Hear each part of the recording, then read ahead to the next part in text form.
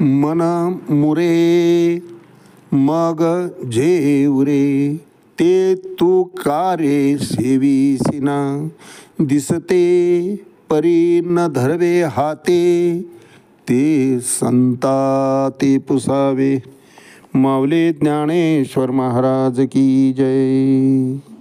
भक्त समागमे सर्व भावे हरी, सर्व काम करी न सांगता. साठवला राहे हृदय संपुष्टी, बाहेर धाकुटी मूर्ती उभा. मागण्याची वाट पाहे मुखाकडे, चिंतिल्या रोकडे मनोगत. तुका म्हणे जीव भाव देवापासी, ठेवोनी ते काही न मागती. साधकाचं लक्षणच आहे महाराज हे. परंतु आम्ही सामान्य, आमची भक्तीसुद्धा अनानी भक्ती.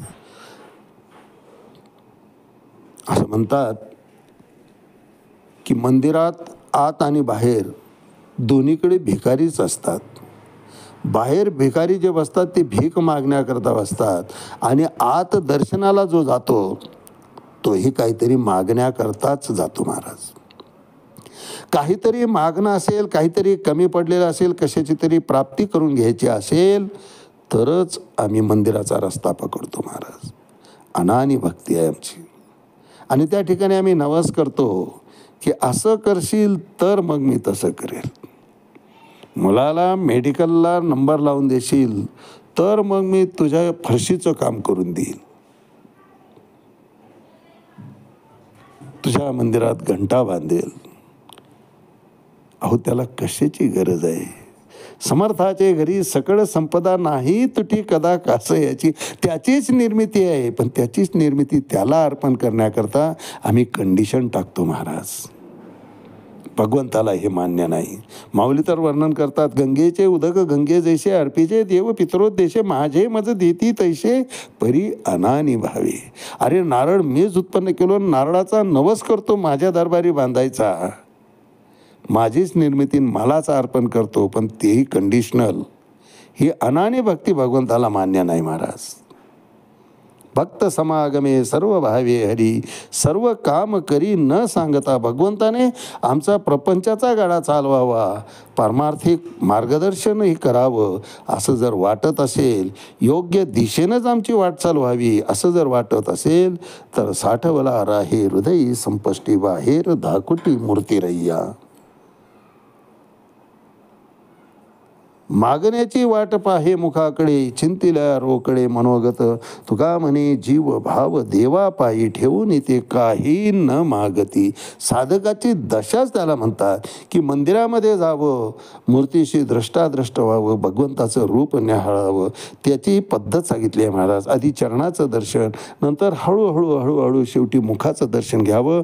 दर्शन घेऊन बाहेर पायरीवर बसावं, देवाच्या गाभाऱ्यात बसावं, बाहेर सभामंडपात बसावं आणि त्या ठिकाणी दर्शन घेतलेल्या मूर्तीचं चिंतन करावं, त्याचं स्मरण करावं. ती मूर्ती डोळ्यापुढे आणावी, मन प्रसन्न होऊन जातं. ही पद्धती आहे महाराज दर्शनाची. पण आम्ही काय करतो, तिथे गेल्या गेल्या आमच्या यादीच काढतो, मागणंच मागतो. ज्या दिवशी भगवंताच्या दर्शनाला आम्ही जाऊ आणि कुठलंच मागणं मनात येणार नाही, समजायचं साधक वृत्तीला आम्ही आता योग्य होत चाललो आहे. तुका म्हणे जीव भाव देवापाशी, ठेवून ते काही न मागती. काहीच मागत नाहीत असा साधक. आपलं चिंतन श्रीमद भगवद्गीता आत्मसंयम योग अध्याय 6 श्लोक 15.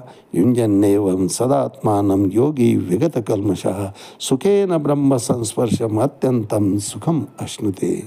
यावर भाष्य करताना माऊली 323 क्रमांकाच्या ओळीत म्हणतात की जे महाभूताचे बीज, जे महातेजाचे तेज, एवं पार्था जे निज स्वरूप माझे.